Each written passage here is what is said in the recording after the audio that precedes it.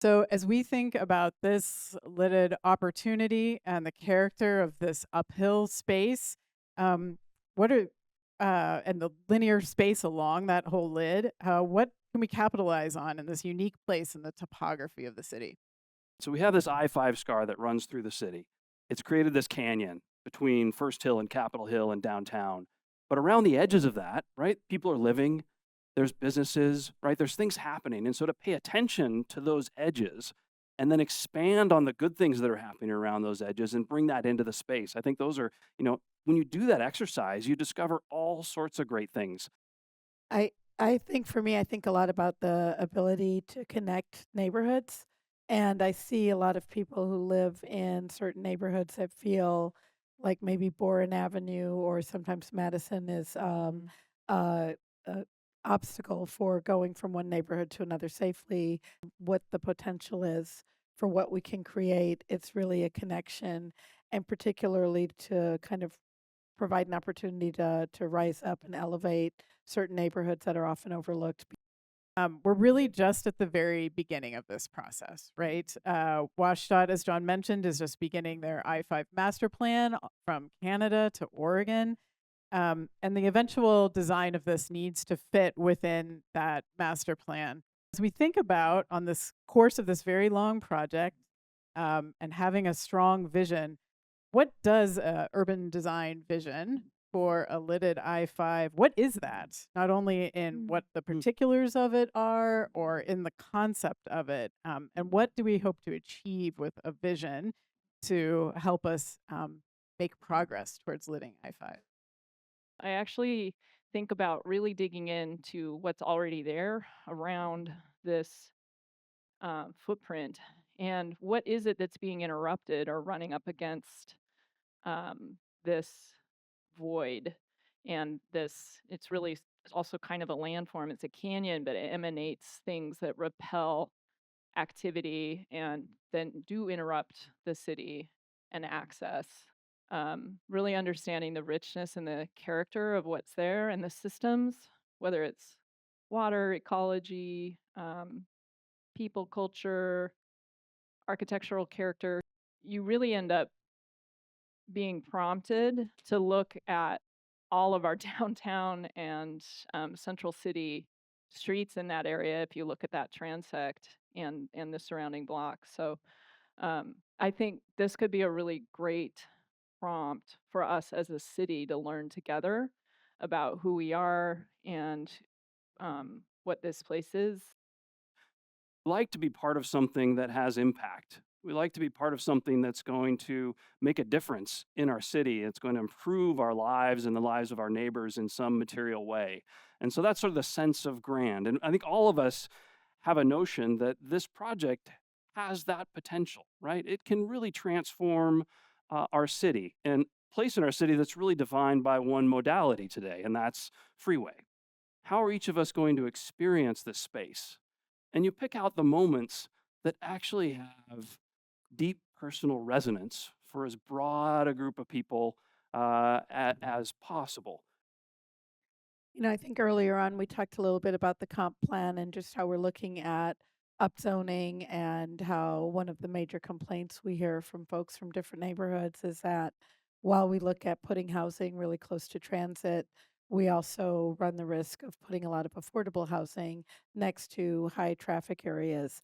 And I think this project gives us the opportunity to actually create equitable, affordable housing really close to something that could be really beautiful, could be an open space, could be green, and maybe might kind of flip the usual perception that when you're really close to a highway, you're living in an area that is unhealthy and unsustainable. So I'm curious what you all think are the qualities and characteristics of a vision to achieve that, to be actionable and to inspire the necessary political will and action to make it happen. And so I think patience is important in a vision. Um, Also, to have components and agility. That if the moment comes forward, you can move very quickly with. So you can take one piece and say, we can realize this component right now It's an early phase, and it feeds the larger grand vision. So I think those are sort of two thoughts. I think I would point to also messaging, getting everyone on board, Yeah. pushing it forward, and making sure that the people that are propelling the project aren't just the people involved with the project, and also how we can kind of leverage this to um, make Seattle a leader in how we address creating more green space, making more public life realm a part of the fabric of the city. What are those first, second, third catalyst projects or early implementation projects that could help this vision move forward? Mm. Sometimes it's just experiential activities too to help people see what the land really is from a different perspective. And a lot of people do walk Pike and Pine streets between Capitol Hill or the Pike Pine neighborhood and the waterfront. But, there are those moments when you're talking to somebody about that and you realize this whole this whole town is a hillside waterfront town. Mm. And the Melrose Market is actually just a few blocks from the water. And because of I-5 and the sensory effect it has on us, it exaggerates the Mm. perceived distance and obstacle to get there, even though it doesn't really affect your grade, the grade of what you're walking when you're on a sidewalk. Well, you could put your kayak on over your head and like walk down the hill and put it in the water. And it's like, why does it seem like we can't do that? And then we were thinking, well, wouldn't it be nice if, like, what if you just had a bunch of people do that one day? Like, would it make people like realize that, like, just even as a art demonstration or something? Donnie, you spoke about messaging. And these are really fun ideas. I'm wondering if you have examples of how you connect these kind of short term ideas or these experiential activities to the longer term vision. Create something that feels like you don't want to miss it, Mm. that it's worth, coming from Shoreline, coming from West Seattle, to kind of start rewriting the story of what it feels like to be in the center of the city at all hours of the day, enjoying outdoor space regardless of the weather. So I think the messaging is what connects the excitement about the project. Working through what we call it. How do you define in a singular, easy to grasp name what the experience is in this place and what it means to all of us? And I think within that, it could change 4 or 5 times. I mean, I think we've all been a part of projects that started with the technical name. I mean, the Market Front project started as PC1 North. What's PC1 North? Parking and Commercial 1 North. That was the definition from the 1970s plan to develop the market.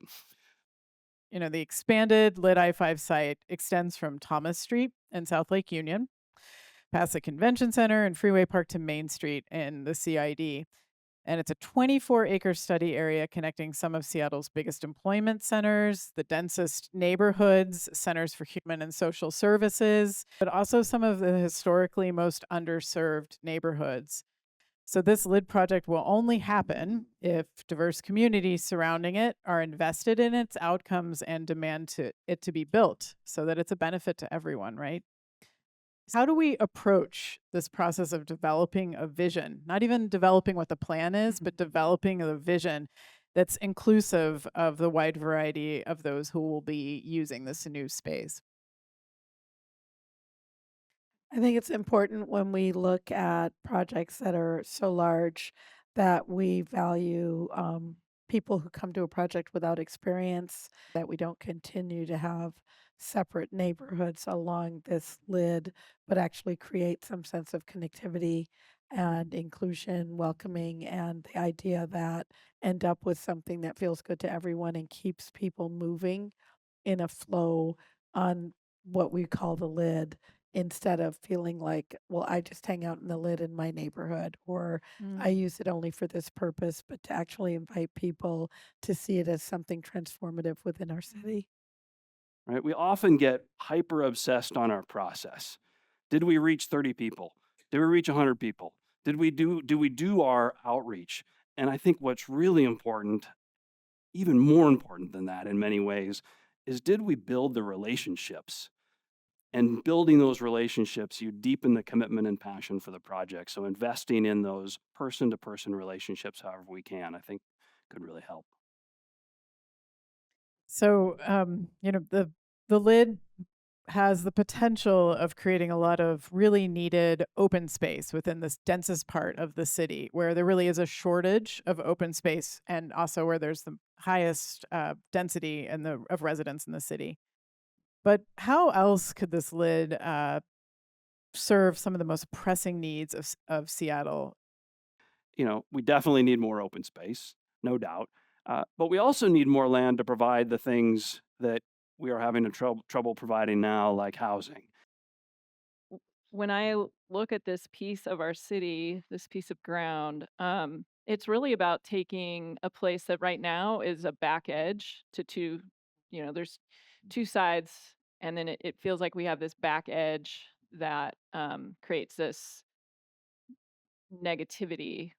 A great central spatial experience or experience of feeling like you've reached a healthy center of something that can be the most vibrant series of blocks that are lined with wonderfully textured and intricate storefronts and really engaging activity on the street. Who is the connective tissue and champion that will help make this happen? And when I say who, I don't mean the one individual, but who are the players? Who are the various team members? We're talking about storytellers, designers, marketers.